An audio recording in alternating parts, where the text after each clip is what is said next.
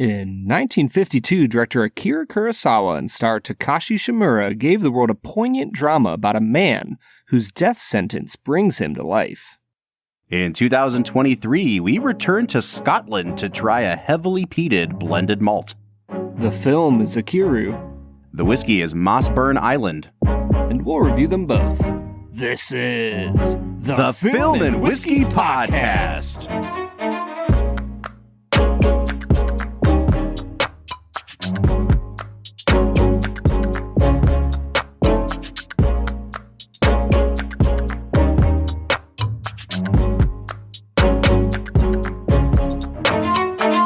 Welcome to the Film and Whiskey Podcast, where each week we review a classic movie and a glass of whiskey. I'm Bob Book. I'm Brad G. And Brad, finally, perhaps mercifully, we are finishing out our Akira Kurosawa miniseries with 1952's Ikiru, which translates roughly to live. Brad, this has been a true roller coaster of emotions for you and I throughout these 5 weeks. Yeah, it's been very hard on me specifically. I know that my heart was so anticipatory towards this little segment of 5 films.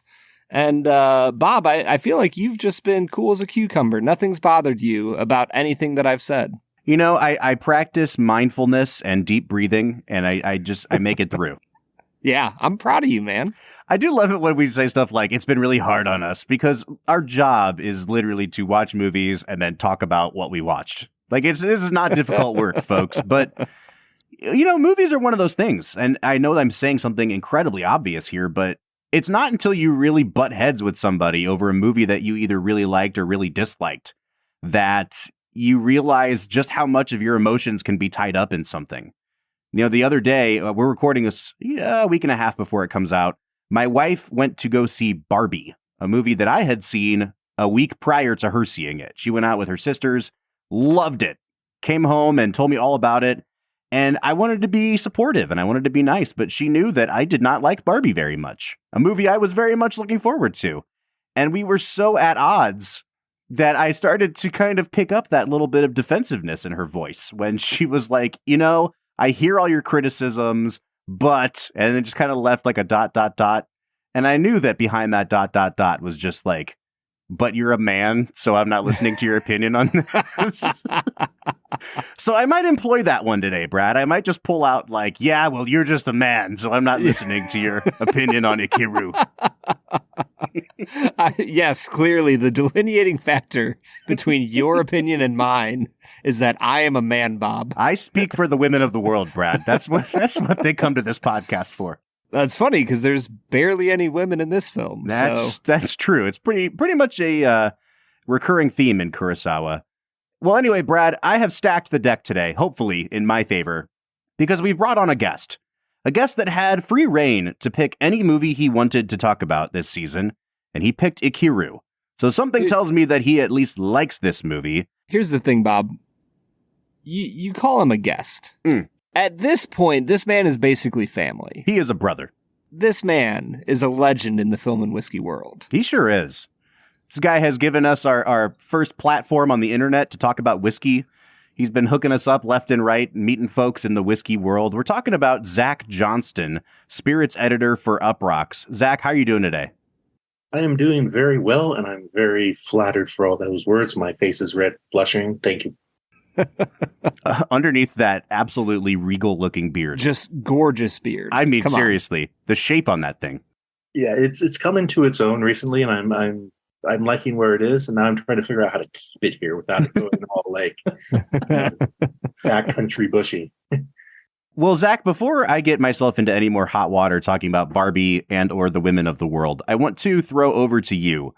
Why did you pick Ikiru? Of all the movies on the list for the season, and even among the Kurosawa films, what was it about this film that stuck out to you as something you wanted to discuss?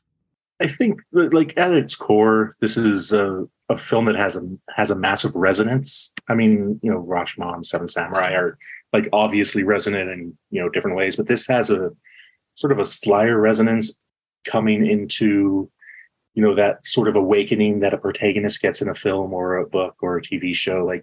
where they like try to do that last one good thing. And it's a little more subtle than, say, you know, Seven Samurai to Hateful Eight or with Star Wars in between. It's more like, you know, it brings in the ingenue character that became, well, was already popular in Hollywood, but became even more popular, you know, the young girl kind of creating the awakening for an old dying man.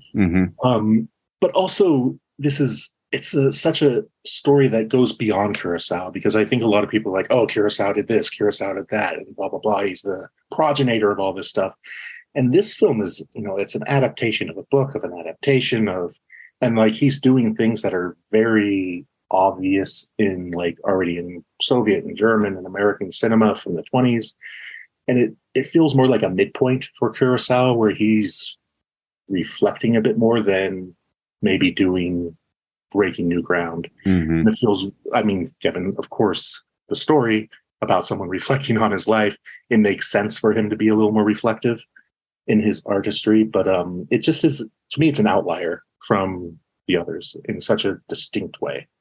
For sure, especially coming in the middle of the run that he was having, right? So like Rashomon comes out in 1950. He makes an adaptation of a Dostoevsky novel in 1951, The Idiot. And then this movie comes out. And then after this one, even though this was a huge success and a big, big hit, he's like, all right, I'm going to go back to that samurai well. And then he makes Seven Samurai, and that kind of sets him on his path for the next 6-7 years. But, you know, Brad and I have been watching these movies kind of grouped into the samurai and swordplay epics and then the more modern ones. And it's easy to do that because he's operating in two completely different realms of storytelling. But within his filmography, it really does kind of feel like one samurai movie to one modern movie, back and forth for a really long time. And it's just a fascinating filmography. Yeah. And also, this is, for me, very interesting placed in like the timeline of Japan and his life. It's 1952. So that's the year that the United States ends the occupation of mainland, I guess the main islands of Japan, and just go back to Okinawa. And so there's this huge transfer of power in the bureaucracy of, you know, the Japanese people getting their country back, so to speak, after, you know, 7 years of occupation.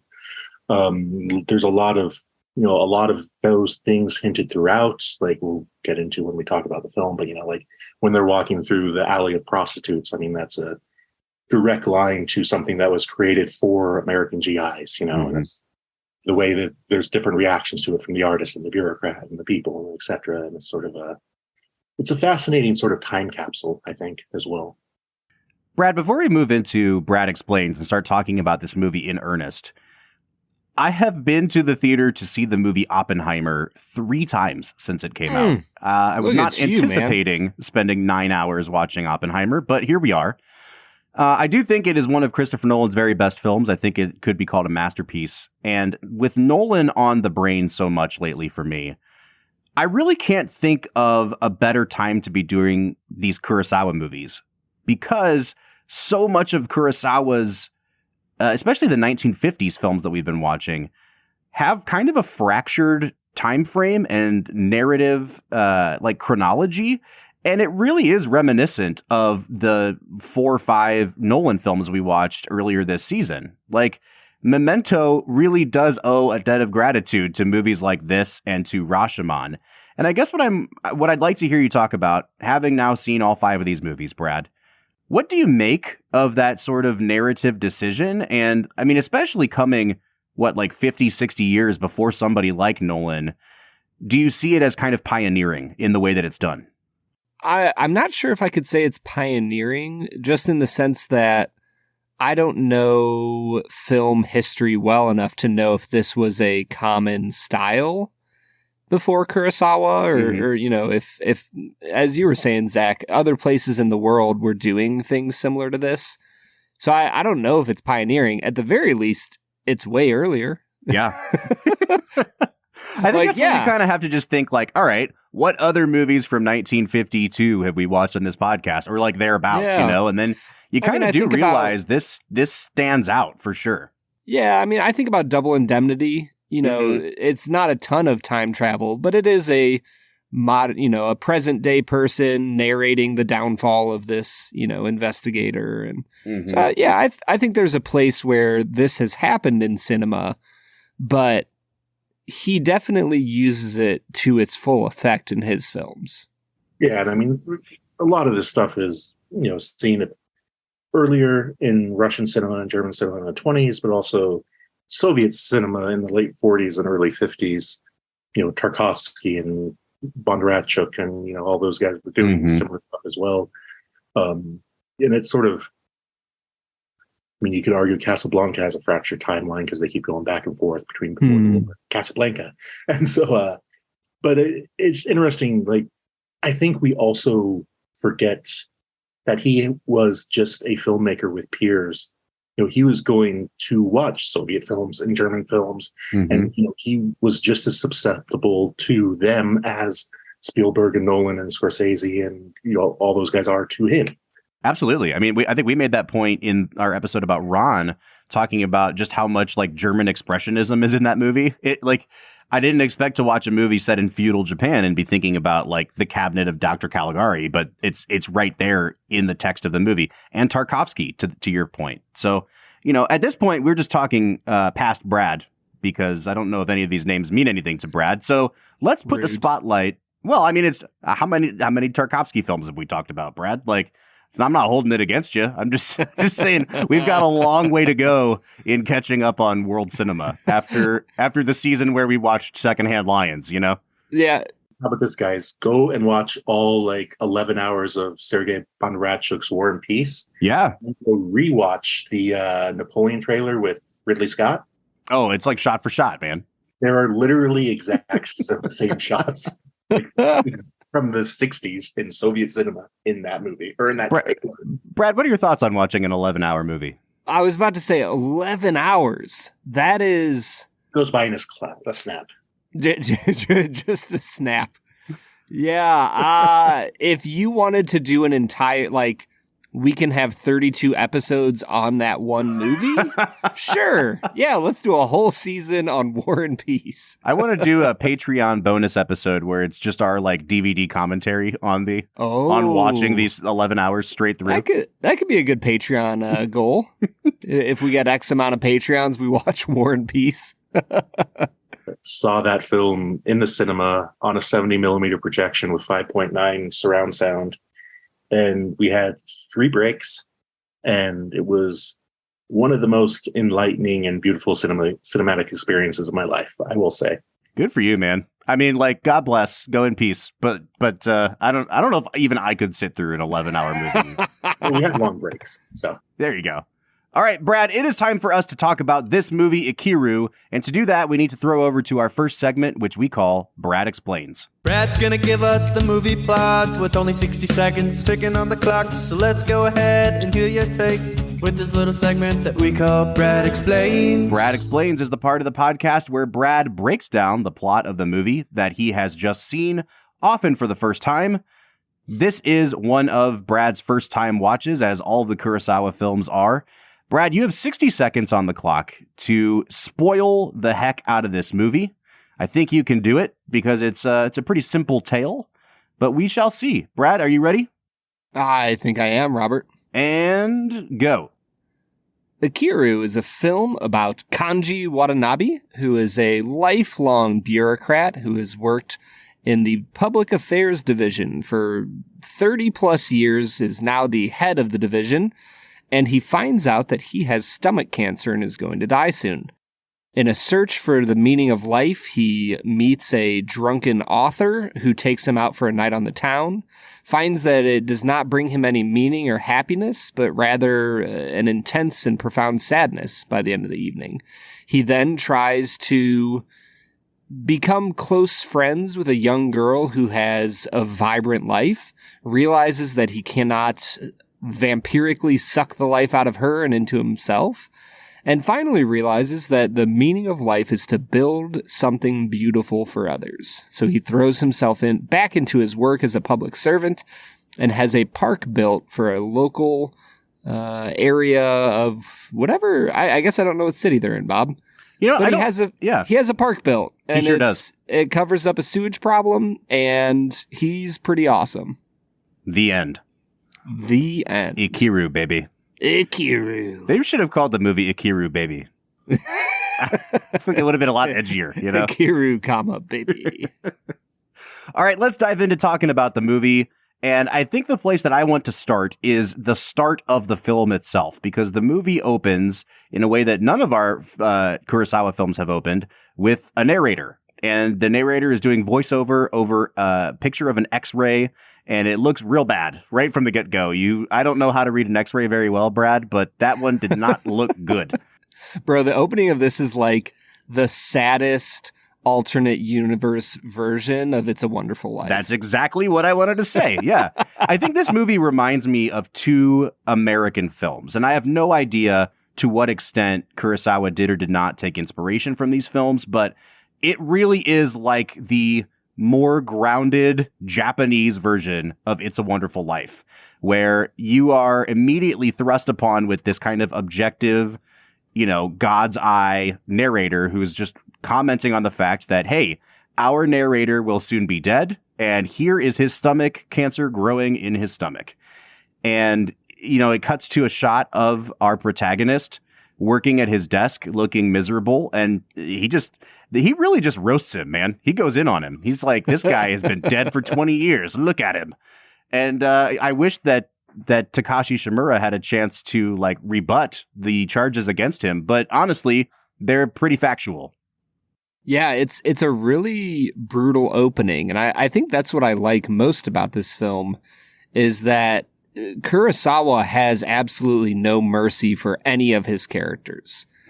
He is brutally honest about them and shows them exactly as they are. And by the end of the film, you see a calm, peaceful happiness on his face, and it's earned. And so I think that his honesty as a director at the start of the film helps you as the audience believe that something really happened by the end of the film. He does lighten the load, though. It starts off heavy because this is a dramedy, because it starts off heavy, but then it goes right into a comedic montage that lasts for 5 minutes. Mm-hmm. Them going around their office and everyone being like, oh, go to the sanitation office. No, go to the parks office. No, you got to go to the mayor. No, the mayor's and it's straight up comedic.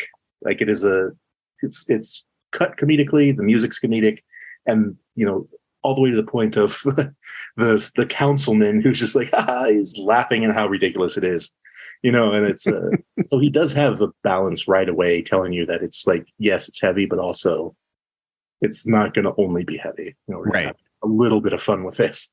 I really love how he's able to find the balance between making the main thing, which is the story of this man and his kind of redemptive arc, but this secondary concept of just absolutely skewering the idea of the German bureaucracy the Japanese bureaucracy and the red tape that you have to cut through to get anything done. And I love that, every once in a while he's like, it is time for me to remind the audience of how much I hate this whole process. And it does. It launches. It's never, it is pointed, but it never feels mean-spirited. And I think that, to your point, Brad, the script does a really good job of letting those characters, these powerful people, kind of condemn themselves through their actions and words. Mm-hmm. And he doesn't have to tell you, these are the bad guys, we don't like them. It's just the fact that they are so wrapped up in their work and the processes of their work over against helping people not live in sewage. Well, and the fascinating thing is, I feel like this movie has so many, mirror images. So, the people in the city are living with sewage flowing out, right next to their houses. And yet the sewage within the city hall is the paperwork, right? There's just paperwork flowing out of every single corner of every single office, to the point where everyone is buried in it. One of the final scenes of the movie is the man trying to stand up the way Watanabe does, and yet he sits back down and then literally disappears behind sinks into his paper. Brad, yeah. I have a question for you, and it is maybe the first and last sewage-related question I'll ever ask you on Film and Whiskey. you just watched the Oscar winner Parasite for the first time in the last month. I did. What does it feel like to be exposed to so much sewage in such a short amount of time in your movie watching career? Man, and all of it from Asian cinema. I think that Parasite is a fascinating film. And the scene where she is smoking a cigarette, and I guess that's a more modern film, so I won't spoil it. We only spoil films that we're actually talking about, Bob. When she's smoking that cigarette, man, it is like chef's kiss perfection. The correct answer to how does all the sewage feel was I set you up there, man. I don't swear on this podcast, Bob. Sure you don't. Our patrons will say otherwise. All right, guys, let's talk a little bit about Takashi Shimura, because in our first episode in this Kurosawa retrospective, I was really pushing Toshiro Mifune pretty hard. And Brad made it clear very early on that he is not on that wavelength. But from the get-go, we had Takashi Shimura showing up. And I've said, I think 3 or 4, weeks in a row now, he is Kurosawa's most frequent collaborator. And I really love that he is, because he is so versatile. His role in Seven Samurai, we went on and on, Brad, about how much of a badass they made him into. And this movie 2 years prior, he is so meek and downtrodden and morose and kind of a boring person for such a long stretch of the movie. And I really feel like it is stretching Shimura as an actor, but I think he just really nails this part, man. And what I love most is that when he comes alive by the end of the film, he doesn't do it in a way that Americans would expect him to. Like, I was watching him in the mayor's office or the deputy mayor, and, he turns him down and then literally is like, let's just skip this proposal. It's not that good. And then he sits down and he's like, so these geishas, right? And, like, you expect him, he's like come to life and he's going to fight for his project. And you expect him, like, I expected him to like slam his fist on the desk and be like, no, you will push this through. Yet he doesn't do that. He looks him dead in the eyes like a puppy dog who's about to die. And somehow that gets the job done. And you're like, even in the midst of him coming to life, he doesn't do it in the ways that you expect. And yet there's a joy there as he's getting things done that is, it's just so touching and meaningful. Bro, Takashi here is one of the best performances we've ever seen on the podcast. 100%, man.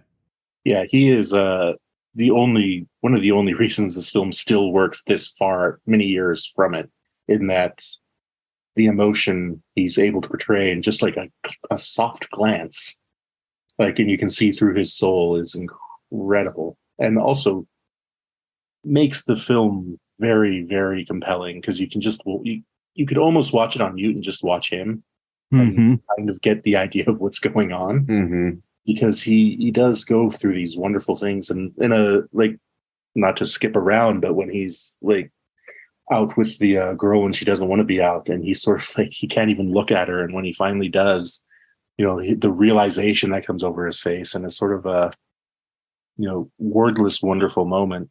But also, I wanted him to be in the film more, and he's not.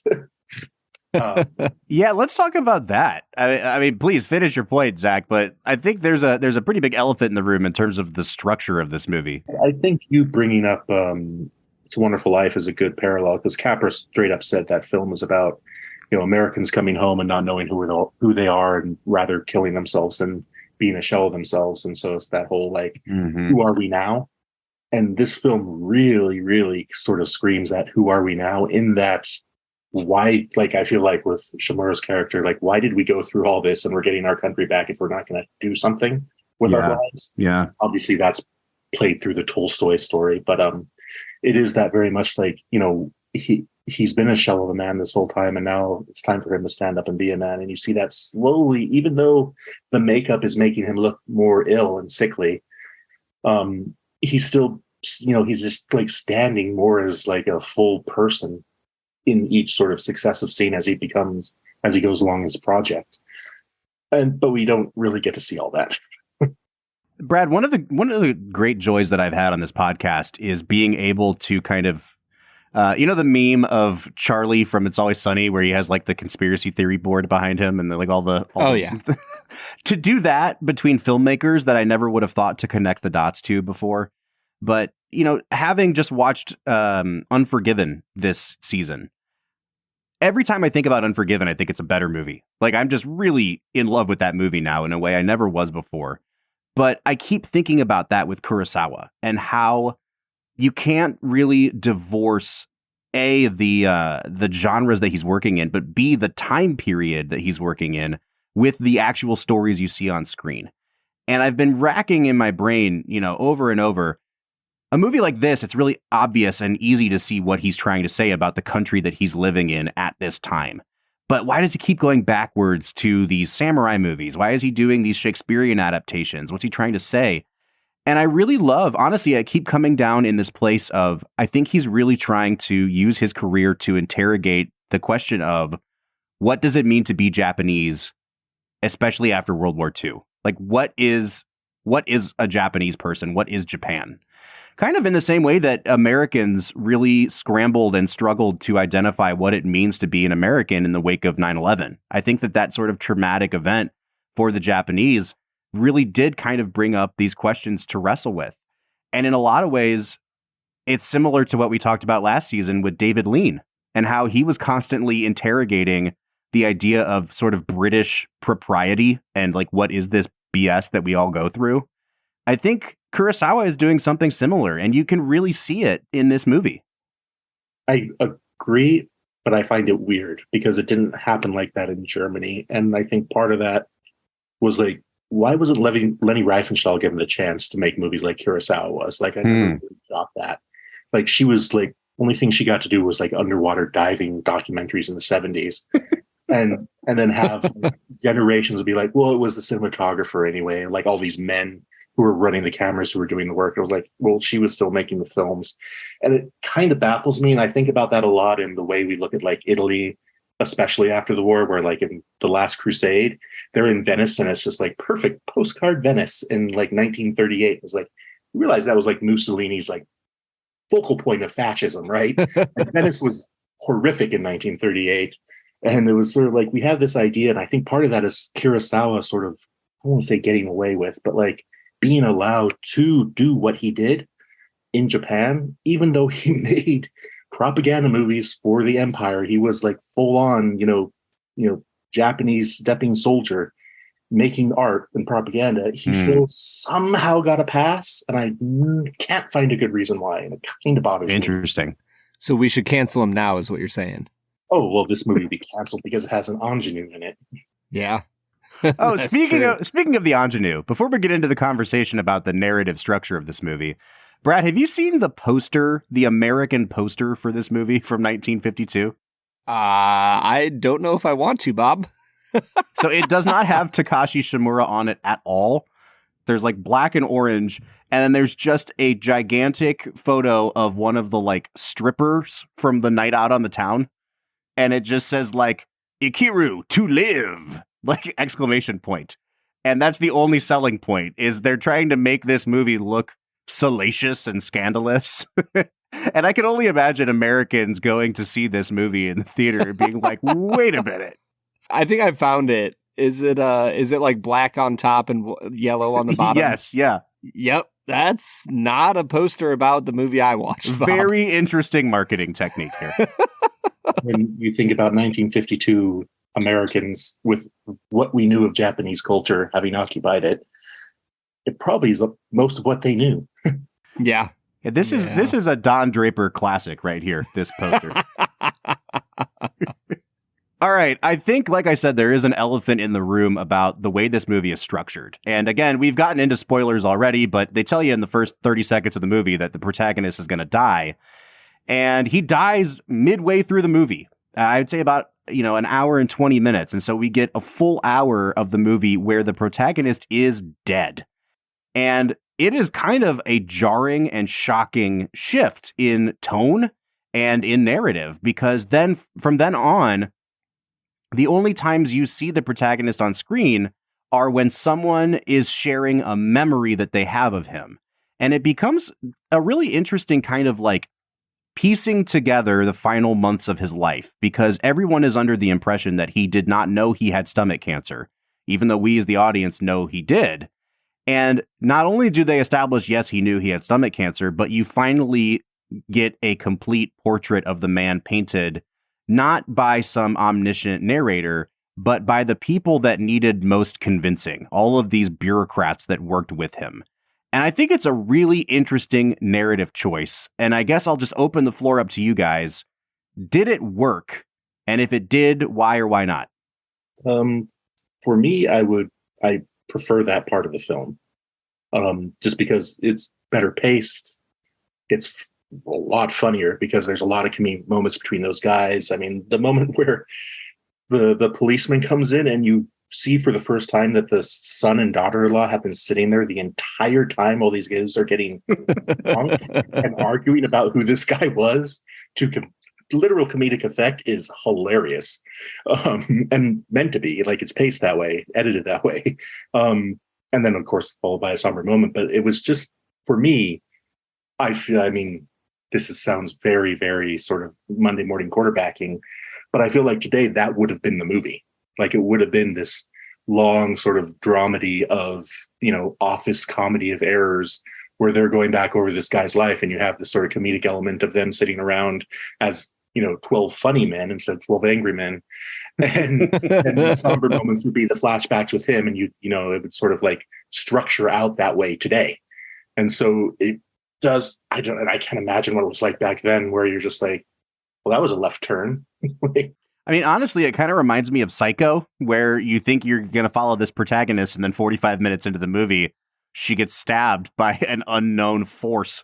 And you're just like, all right, where are we going now, Hitchcock? Like, it does feel there's a completely different rhythm to the way the movie is cut. It's much more like, almost like a montage, like an hour-long montage, because you're cutting back and forth between fragments of people's memories and guys that are talking over each other and cutting each other off. I really did think that it takes a left turn, but it worked for me. Brad, how did it work for you? Oh, I thought it was great. I think that the movie needed something to change it up at that point. And it is jarring. Like, I saw him, the narrator announces it's been 5 months and now he is dead. And it shows the picture of him at his wake. And I looked at the time, I was like, we got 50 minutes left. I don't know what they're going to do. And it literally, it turned into, I told you guys this before we started recording, it turns into a mashup of 12 drunk angry men and Parks and Rec. Mm-hmm. And I didn't know what to do with that, but I enjoyed the hell out of it. Yeah. I'm so glad that you guys both brought up 12 Angry Men, because that was the second movie that I noted. And it really is 12 Angry Men, because there is one guy among all of these bureaucrats at the wake that gets it. And even at the end of it, where they're all plastered and swearing to each other, like, we're going to live better lives, man. He's the only one that is just kind of silently looking at the shrine and looking at this man's picture and taking it all in. And if that doesn't scream 12 Angry Men, like, I don't know what else does. So I'm really glad, Brad, that you brought that up before we recorded, because that was, I think, it was obviously wasn't an influence on this movie, but there's a link between those two. Oh, for sure. Also, I would argue the acting of the whole cast, because this is a massive cast, is fantastic, especially in that wake montage series, set piece, whatever you want to call it. I guess it's a set piece. Because the way they act getting more and more progressively drunk is so good. My wife just passed through the room as I was like watching a later part of that scene, and she was like, wow, they look like they're all wasted on whiskey with that little head pop they're doing. Like that subtle sort of, like, really, really well done, like amazingly acted, and they're not even like, they're the supporting cast. And that's what makes it so much more engaging, because you feel like you're kind of there with them getting drunk, reminiscing and commiserating and, one-upping, and it becomes a very exciting, kind of fun movie, even though it's awake. Yeah. And even with that, though, like, how many of us have been at a work party or something work related where it's like, are like their lives are so meaningless that the only thing they can talk about is work. Mm-hmm. Like the entire time they're there, they don't talk about anything else. If they're not talking about work, there's just dead, awkward silence. And I think that Kurosawa used that in a way that just points out how meaningless their lives are, because the only thing they have to do is gossip about this dude who actually did something at work. I mean, that's also a nice sort of, I don't know, precursor testament to that like Japanese work ethic, where you see this in like even Jiro Dreams of Sushi, where he can't even talk to his son about anything but work. Yeah. And that's real life. Yep. You know, and so it's this sort of nice window into a completely different culture that is so, again, it's actually kind of fun to watch for a movie that is very maudlin. Well, and to your point, that I think that stretch of the movie is where the most comic relief happens. And it comes again at the expense of these guys being really brainwashed into this bureaucratic way of life. And I mean, I would add the word Western too. I think he is kind of skewering Western influence on Japan a little bit. But there's one moment that I really, really loved. And it's like, it's just like 12 Angry Men. It's building to this crescendo where everyone's having a breakthrough and they're all finally on the same page.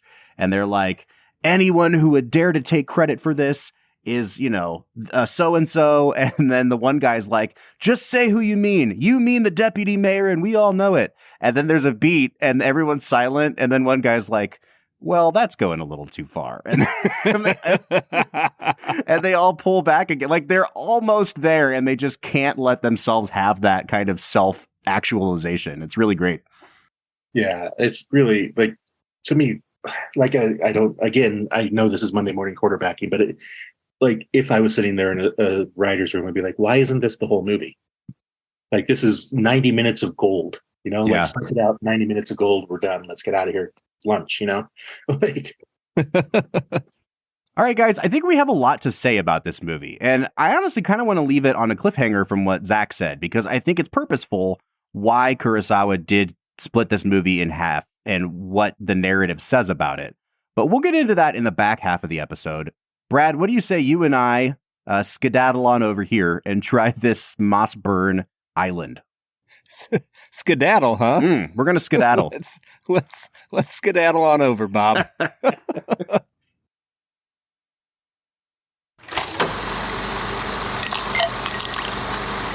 All right, so today we are checking out Mossburn Island Blend Whiskey. This is the second Mossburn we're doing after last week's Speyside. This is a blended malt whiskey. Brad, I will put you in the pop quiz chair. What does it mean when a label says blended malt? It has blended malt in it. False! So single malt means that it is the product of one distillery. That's the single. And the word malt means that it is completely made up of barley or malted barley. This means, the word blended means that it is a product of many different distilleries. So they've sourced a whole bunch of whiskey from a whole bunch of distilleries.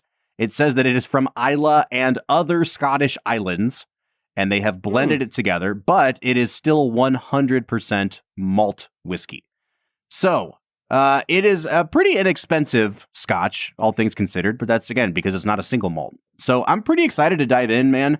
I thought that Mossburn Speyside was really nice, if not the best thing I've ever tasted. This is 92 proof, and it sits right around the $40 mark. So let's dive in, Brad. What do you say? Yeah, so the nose here is really, really delicate. It has some honeycomb, some rose petal. The barley comes through. For me, it doesn't come across as like a heavily peated Scotch. I really like what's happening here on the nose, and I give it a 7.5 out of 10. Yeah, I'm pretty much in the same place as you. Like, I think the peat is actually really prominent on this. Not that it's heavily peated, but that there's not really a lot to complement it here. And it kind of reminds me of, I don't know if you're a martini drinker, Brad, but the dirty martini where you put some olives and a little bit of the olive brine in the martini. Nope. This has an almost briny, olivey character to it to go with that peat. Honestly, there's not a lot else. Like, I'm not picking up on the honey. I'm not picking up on the sweeter notes. There's really no floralness to this for me. It's just kind of like generic blended Scotch with olive brine and peat. And so, like, if that's your thing, if you're into that sort of saline heavy palate, Good for you, man. I'm going to give it a 7 and hope that I like it when we start drinking. Yeah, I think that the palate here is nice, if not remarkable. The rose kind of stuck through. That's the main floral note that I'm getting. It turned into a little bit of a pear feel. There was some grassiness to this. And then, like, as it got to the back end of my tongue is when the peat really started to come forward and make itself known, which I liked. It's a solid scotch. Nothing to write home about, but pretty good. It's a 7 out of 10 here on the palate.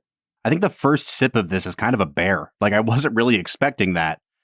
It gets really, really herbal, like strongly bitter herbs at the back for me before the smoke comes in, and then the smoke comes in. So it's like herbal, bitter smoke right at the end. It kind of mellows out when you go to swallow.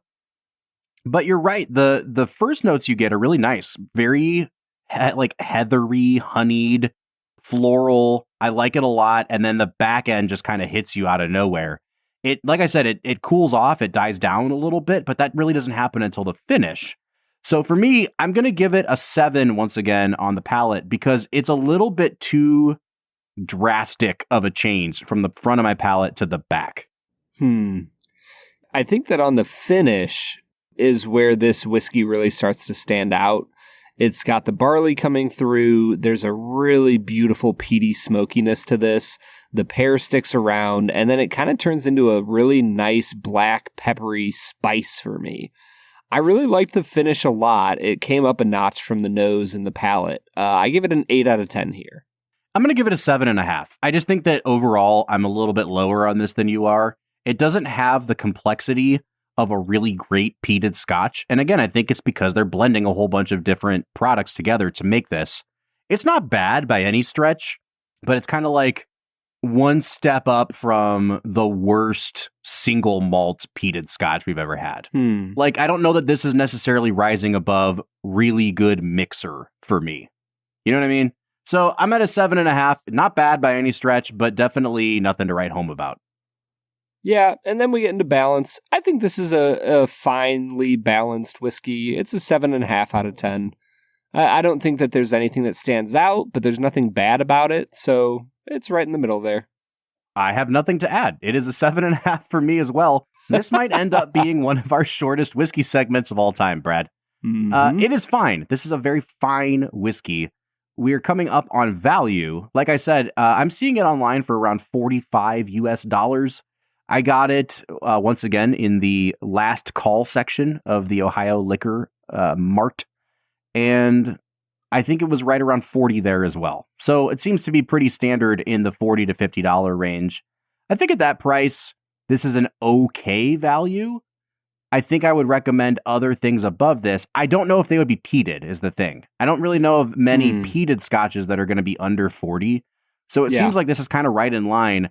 I just don't think that it's good enough to recommend over a better non-peated scotch that you could get for cheaper. I'm going to give it a 6 out of 10 on value. Yeah, I'm kind of close to you. I think it's a 7 out of 10. I think that you're getting a really solid peat expression that might not have anything crazily complex, but for the price point, it has really good flavor, and I think it's worth a buy, Bob. So yeah, 7 out of 10 on the value. I am coming to a 37 out of 50 for my total. I'm coming to a 35 out of 50, which is kind of our baseline minimum for where we start recommending a whiskey. We're coming to a 36 on average, or a 72 out of 100. You said you think it's worth a buy. Do you think it's worth paying for a pour at the bar, Brad? I do. Yeah, I think that this is a solid scotch. And I realized as I was scoring this out, this is a scotch I'm genuinely kind of like, it's pretty good. I'm not totally sure on it. And yet it's still coming to a 37 out of 50. Like, if I was saying all these exact same words about a bourbon, it would be like a 27 to 32 out of 50. And I just think that scotch is delicious, Bob. I think that's all I wanted to say today. I think that I'm kind of with you in that I gave it a 35, but it feels like a very high 35. I don't know that I would recommend buying or trying. And it's not that there's anything wrong with this. It's just that I don't think you need it. You can find better ones elsewhere for around the same price. This doesn't need to be added to your collection. I'm probably going to use it to experiment with making cocktails with a peated whiskey. And I think it's really good for that. But yeah, I'm going to say no on recommending it. So we're a little bit divided on this one, Brad, even though our scores are right in line with each other. Yeah, and I'm curious to see where we end up on Ikiru. It feels like it's been good vibes so far. Yeah, hopefully we're not divided on that one. Let's get back into talking about that with Zach. What do you say? Let's get to it. All right, everybody, that was Mossburn Island, a whiskey that was pretty good, Bob. I was decently impressed. Pretty Good Bob is the name of my band, and also a description of this whiskey. Is it a one-man band where you play like 7 different instruments? Yeah, and I play them all pretty good. Like, I'm not great at any of them, but they're like, that was pretty good, Bob. That's pretty good, Bob. All right, man, we are already getting off the rails. It's time for our next segment, which we call 2 Facts and a Falsehood. Brad is gonna try to stump you, Bob. 2 are right and 1 is wrong. 2 facts and a falsehood. 2 Facts and a Falsehood is the part of the podcast where Brad presents 3 items to me as fact about the making of this movie, one of which is a complete lie and fabrication. And I need to suss it out. I need to figure out where Brad is trying to deceive me. And I have been doing an absolutely crummy job at that this season. Yeah, you suck, Bob. Brad, will Bob get a call a friend or a lifeline on this round? Well, I mean, we could go back to the classic, if you use Zach and lose, it's 2 losses. If you use Zach and win, it's 1 win. But if you go without Zach, Bob, I am willing to give you 2 victories. Here's the thing. I don't care about that. I'm going to use Zach. Like, if we're going down, we're going down together. Like, whoa. All right, the decision has been made. Bob will either be receiving 1 victory or 2 losses today. Zach, if you give me 2 losses, you're not invited back anymore. I don't care how many features I get on UPROXX. You're not coming on my show anymore, man. The answer is Robin Williams and Popeye. Obviously. All right, Brad, hit me with your 2 facts and a falsehood. Fact number 1, the vertical arcade machines in this movie are actual pachinko games. They can be used for entertainment, like pinball machines, or for low-level gambling, like slot machines. They originated around 1930 in Nagoya, but the pachinko parlors were closed during World War II and did not start to reopen until 1948. Okay. Fact number 2, Kurosawa's use of paper has gone on record in this film as the most paper ever put in a film. The Guinness Book of World Records confirmed that there are over 380,000 pieces of papers used throughout the various City Hall offices during the movie. Fact number 3, the literal translation of Ikiru is, as we have already said, to live. The script's original title was Watanabe Kanji no Shugai, which translates to The Life of Kanji Watanabe. But this was changed at director Akira Kurosawa's suggestion, which co-writers Hideo Ogune and Shinobu Hashimoto respectively supported and found pretentious. All right, Zach, I'm going to tell you my gut instinct is to say that number 2 is the falsehood. And I will tell you why. About a year ago, Brad made up a statement about the movie Heat, where he said that Heat had the world record for the most bullets ever fired on screen. And I said, that sounds about right. And I was absolutely wrong. And I forgot about that, Bob. Yeah. So I am immediately circling number 2. Anytime you're talking about world records anymore, I'm suspicious. Yeah, and also you only see paper in that main part of that main office, like 2 desks. Well, and how would you verify how many pieces of paper there are there? Like it just seems like a Bradism to me. Yeah, I feel like there's been scenes where people have like used newspaper, like newspapers in like the newspaper factory. God, I'm an idiot. Yeah, Citizen Kane. He's like stomping all over stacks of newspapers. Yeah, that feels a little too wild, especially because the first one, like, that seems like right with like, like pinball machines getting banned in the 30s and stuff. Like that all feels like the same sort of thing. And the third feels right too. Like I can see them messing around with the title and things like that because that always happens. I think the third one is a wild card because This movie was based, I believe, on, it might have been another Dostoevsky novel. It was a Russian novel, like was it Tolstoy? Okay, yeah, The Death of so-and-so. I haven't read it, obviously. Thank you very much. I am, Brad, it's actually called The Death of Kanji Watanabe, strangely enough. If I have any glaring weakness in my world literature, I have read like zero Russian literature. I remember like in college, everybody was big into the Brothers Karamazov and the theological implications of that. And I was like, oh, that sounds great. I'll read it immediately. I never read that book. So I don't know anything about Tolstoy or Dostoevsky or any of the greats. I'm still I think I'm pretty much camped out on 2 though, Zach, if I'm being honest. Yeah, I'm going to co-sign on 2. All right. Well, for 2 losses or 1 win, Zach and I are locking in our final answer that number 2 is The Falsehood. Oh, man. I was hoping that the just asinine ridiculousness of the statement would get you guys, but it did not. You guys did it. Yeah! Number 2 is The Falsehood, Bob. I knew you weren't that creative. As soon as I heard the world record thing, I was like, he forgot about heat. He tried this once already. And succeeded. That's true. You got me once. I was going to say, I didn't try it once already. Well, okay. I am inching my way back towards 500. Once again, folks, the points are made up. Or what? How's it go, Brad? The game's made up, but the points don't matter.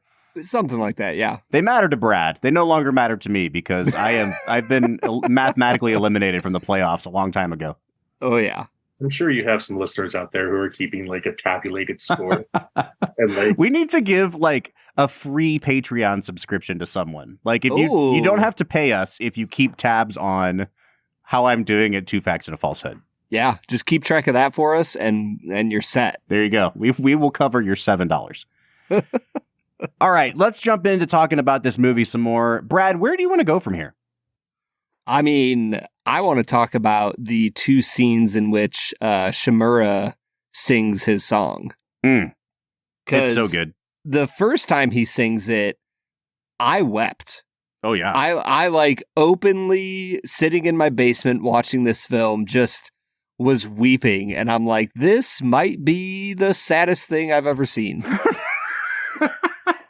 and I've watched Schindler's List. So it is really affecting, I gotta say. And it got me at the end. And, you know, we'll talk about this in a little bit, but they remade this movie a year ago with one of our favorite British actors, Bill Nighy. He was nominated for an Oscar. We're actually going to watch that movie and review it in a bonus episode that is only for our Patreon patrons. So if you want to hear us talk about that movie and compare and contrast, sign up for our Patreon.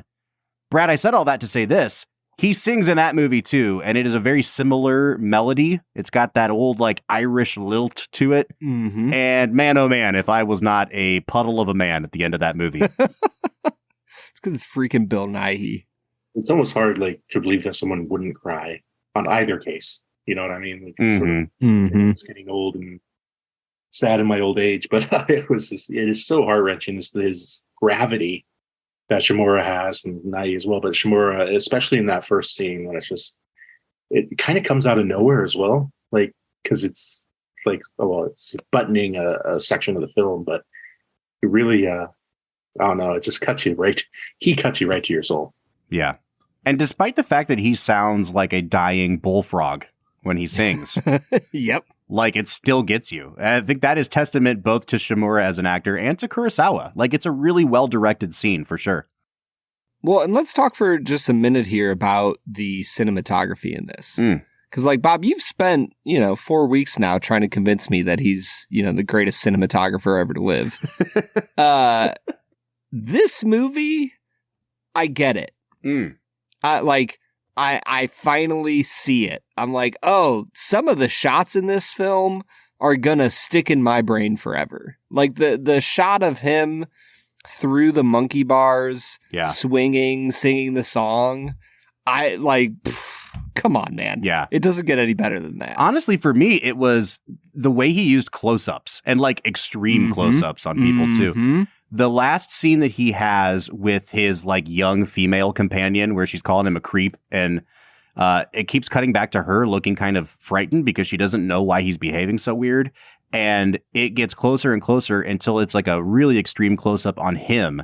And like you don't even see the full brim of his hat because the screen is just filled with his big sad face.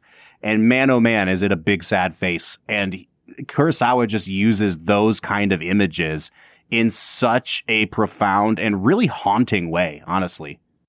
Yeah, it's sort of it does feel of its time still. Like, you see a lot of similar things, like we talked about before, happening at the same time. But it was very well executed. And I think we touched on this before, but like, it's really hard to put myself back in 1952 where like I maybe saw a TV through a glass window at a shopping department where I watched like a minute of like Dick Van Dyke. And my only other media was like going into a theater and seeing this. It must have been mind blowing, like to see a film as beautiful as this as entertainment back then. Well, yeah, I mean, I've talked about this, I think, like every week we've done Kurosawa. But what really impresses me is the way that he uses such revolutionary editing techniques. Like, not just the fact that we keep going back in time, but the fact that not every flashback has this elaborate, like, dissolve and sweeping orchestra. Like in Double Indemnity, you get the shot of Walter Neff speaking into that recording device, and he's like, well, it all started back on Sunset Boulevard or whatever, and it fades back in time, and so you're going back in time. This movie's just like bang, bang, bang. Like, we're back in time, now we're not. We're back in time, now we're not. And it's just cutting on those moments. Eisenstein peering through. Oh, 100%. But it's also still 30 years ahead of mainstream American movies. Oh, yeah. Like, for sure. And I think that's what really makes it's definitely of its time. And I think that that's where a lot of the power of this story comes through. Like, the fact that it is post-war Japan, you can't separate that from the movie itself. But even though it's of its time, it doesn't feel as old as some movies I've seen from 1952. Brad, this movie came out the same year as The Quiet Man, John Ford's The Quiet Man. That movie feels at least 10 years older than this movie feels, just in terms of the way it's edited. Well, that's John Ford for you. Yeah. Don't you talk about My Quiet Man. What's interesting as well, like, not to get all too far in the weeds here, but Hideo Oguni, who was the screenwriter on this film, like, this was the first film he made with Kurosawa. And according to lore, when you look into the background of this film, it was his idea to do that sort of like, no, let's kill him off in the middle of the movie because this is boring. And then he structured the film and wrote the film in that way. And sort of was the kind of genesis of him and Kurosawa working together, because Kurosawa was like, oh, this guy's actually bringing something to the table that's going to, make this amazing. Then, of course, they get Seven Samurai together and Throne of Blood and Hidden Fortress and et cetera, et cetera. But, I think, power of editing, of course, cinematography, but the power of actually having a good script to begin with is powerful. I still believe the script is a little messy by today's standards, but it worked then. And I think it works for this story. Because had this story just been like, oh, we're just going to watch this dude die and do this thing, we wouldn't be talking about it right now. Mm-hmm. I want to talk about the ending of the movie, because I think that it's something that Roger Ebert commented on when he was writing about this movie in his Great Movies book. And he talked about how the fact that the movie doesn't end in the most sentimental possible way, that it ends kind of with the 12 Angry Men guy's defeat, it makes for a more impactful ending.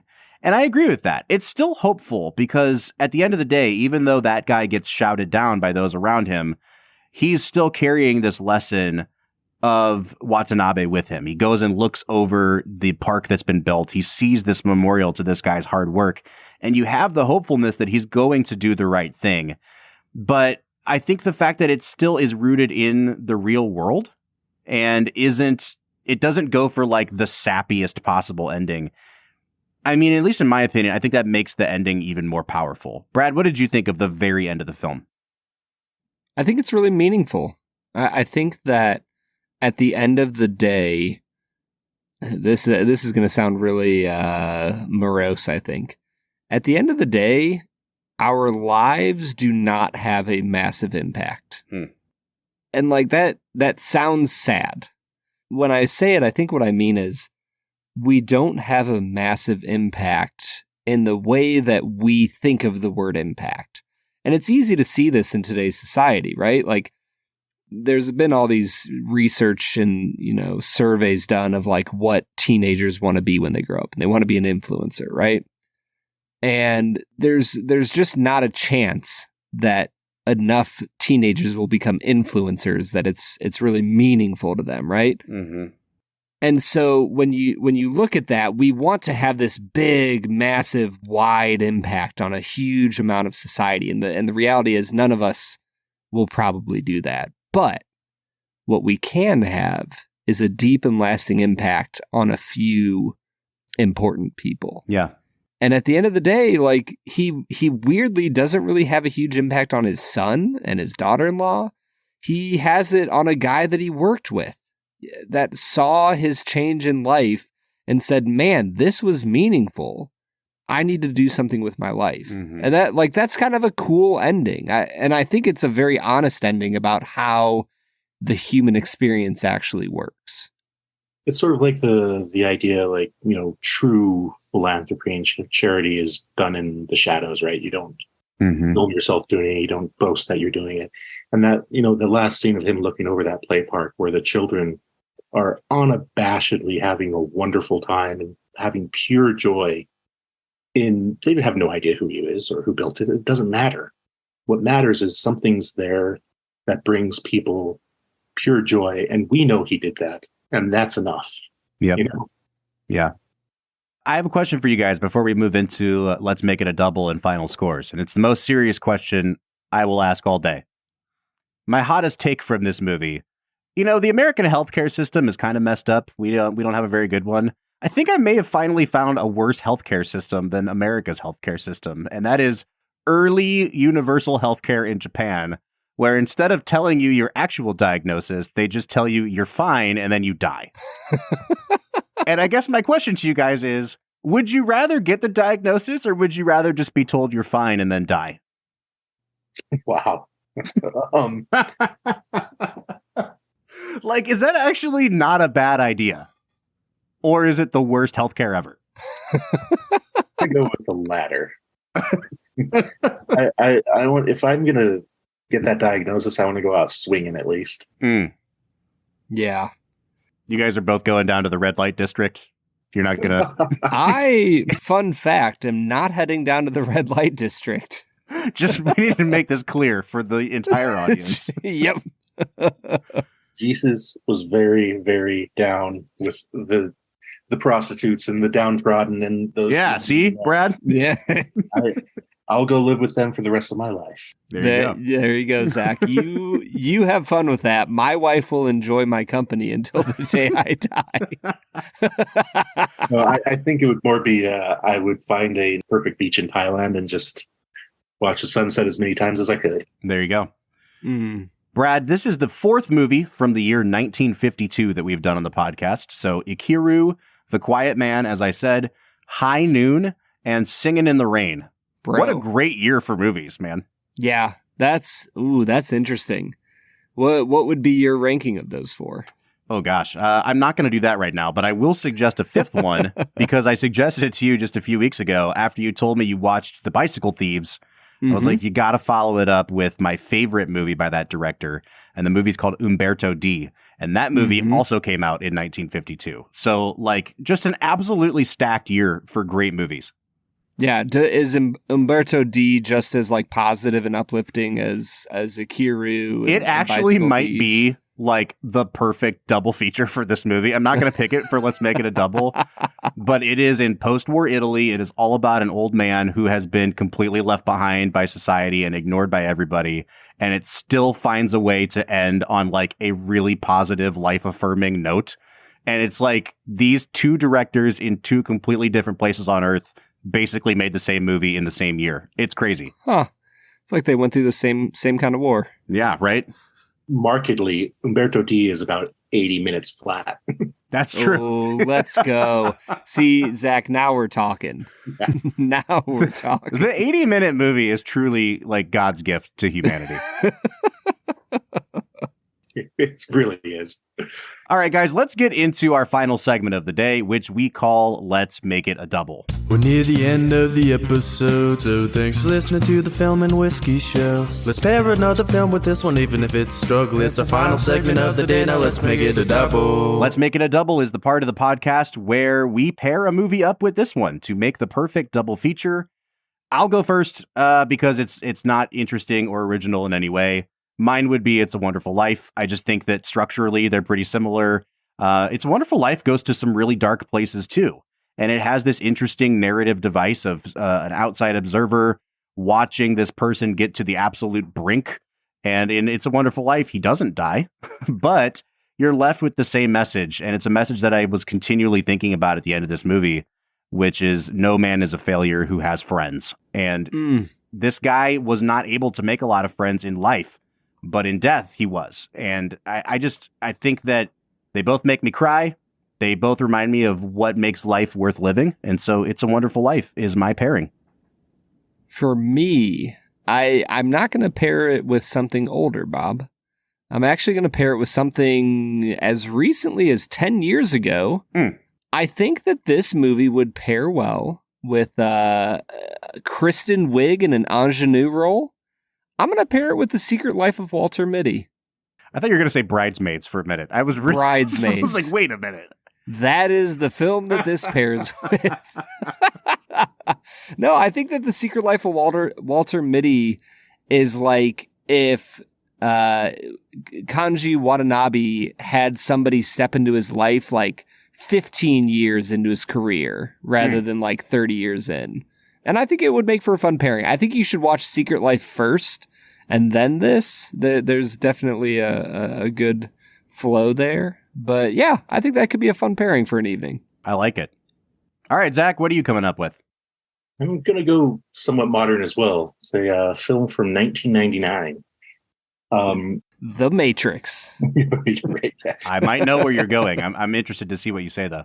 Well, it's about a guy who has a procedure and kind of wakes up to a life of banality in the office that is so bureaucratic that it's painfully numb. And he sort of doesn't give up on life, but starts living life for the first time ever. And it's a little film called Office Space. I was about to say, are you talking Office Space?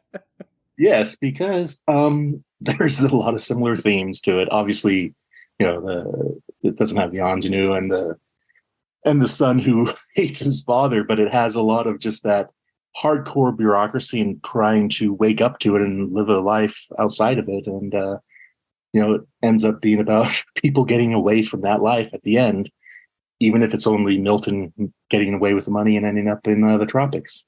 The rest are still there at the office, doing it at a new office in the same drudgery, just like in Ikiru. And oh man, it's shockingly closely paralleled beat for beat as a movie.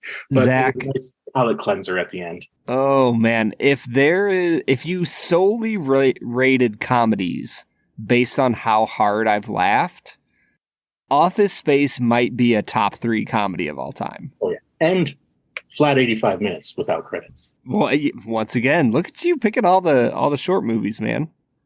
Talk about finding a moment in time. 1999 is such a specific moment in time that your description of the movie before you gave me the title could have referred to at least 3 different movies, because I was like, oh, this is also the plot to The Matrix. And then it is also the plot to American Beauty, which I thought you may be referring to. And that's another movie where you've got the main character tells you in the first 30 seconds that he is going to die. And then you're just prepared for it the whole movie. So Bob, that's where my brain went to. Yeah, for sure. I think that we have like at least 5 or 6 solid double feature pairings for this movie. Probably the most we've ever come up with in one episode, Brad. Yeah, easily. Although seems like we're very disillusioned. I was going to say Ikiru in The Matrix, maybe not a great double feature, but like, you could do worse, I guess.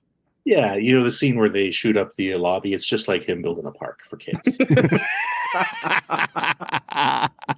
The American version. Yeah. But no, it's sort of, this film, I think, I have issues with the script and things like that, but this film has, like what I said at the beginning, so much influence in just the subtlest ways in our pop culture that, I find it so much more fascinating than, say, the obviousness of Seven Samurai or Rashomon, in that you can look at Office Space, which seems completely disconnected, and find Kurosawa in it. And that's what I think is brilliant about him. This movie reminded me of so many other films. Obviously, we've been talking about it all day, but it really does. It feels like the Japanese Frank Capra to me, but less corny, less cheesy. Although I do think that Frank Capra gets a really bad rap. I think that his movies are always like kind of crapped on for being sentimental. But it reminded me so much of the ending of Mr. Smith Goes to Washington as well, where this guy has exerted all of his energy into doing the right thing, and it still looks like he's going to fail. And the thing that ultimately wins him the victory is that the bad guy finds a twinge of conscience and admits to what he did wrong. And I think that's the exact same thing that happens in this movie. Like, this guy dies having done all this stuff and no one celebrates him. And it's not until these guys finally come to the end of themselves and admit that their egos got in the way and they did nothing and their lives are meaningless, that this guy finally gets, the honor that he deserves. And I don't know, man. I think it's a really beautiful movie. And to segue into final scores, I do think it dragged like quite a bit in that first hour. I really do think, once again, Brad, he could have trimmed 20 minutes off this movie and it would have been much tighter and a little bit better. But it's so impactful at the end that I can't give it less than a 9 out of 10. And that's where I'm landing. Bob, you have been waiting for this for 5 straight weeks, and I'll finally give it to you. This is a masterpiece. Hey, we did it! It took you what probably felt like 10 weeks. But like, this movie makes sense to me. It helps me make sense as to the legend and lore of Kurosawa films. Like, this is a guy who understands camera usage, who understands script, who understands the power of a great actor. I absolutely loved this film. I agree with you. I think that you should cut 20 minutes off this film easily. I'm still going to give it a 10 out of 10. Wow! I'm so happy. Zach, I don't even want to know what your score is. We're stopping right here. That's the end of the show, guys. It's all over. That's it. The podcast is over. We've hit the peak. It's a true masterpiece. Wow, a 10. I can't believe I was here for this moment. For a Brad G10. Do you know how rare this is? Yeah, I almost have a tear in my eye. Yeah. We need to just play Takashi Shimura singing underneath this whole segment, to move people to the appropriate response here. Yeah, and just sort of let it slowly build. That's incredible. I look at it this way. I'll bring it back to Whisky. It is that first hour and 40 is overstuffed. You could literally take the ingenue out entirely and the film would still stand up with the exact same moments, which is sort of like a cast strength whiskey that you need to put a rock in to calm it down. It's sort of, it's still a great whiskey. You just, and you still are going to enjoy it and love it. And so for me, because of that, though, I got to side a little more with Bob, and I'm going more around the 9 out of 10 than the 10 out of 10 because, I don't know, it's just a little overstuffed. I'm okay with it, man. A 9 when your floor is a 9, it's a pretty damn good movie. It's still an A movie. Like, this is a 100% recommend, I will watch it again in my life, sort of thing. For sure. Guys, what a pleasant experience. I'm so happy that I'm not going to bed angry again about Brad's awful takes on Kurosawa. We can close the book on Kurosawa and get into a director that I have a really contentious relationship with. That's Stanley Kubrick. We're kicking off Kubrick month next week with perhaps his most controversial and maybe divisive movie, and that is 1980's horror masterpiece, The Shining. Brad, have you ever seen The Shining before? Oh my God. Weird movie. Zach, I'm sure you know this from listening. I stay away from horror films. And so I've come around on a lot of movies that are more thriller than horror, like a Psycho or a Vertigo. But man, traditional horror films, not my scene. And I honestly don't know if Shining fits into traditional horror or more of a thriller. But I'm kind of excited to see. I'll leave you guys with this. I've seen that film so many times, I actually used to put it on at night to fall asleep to.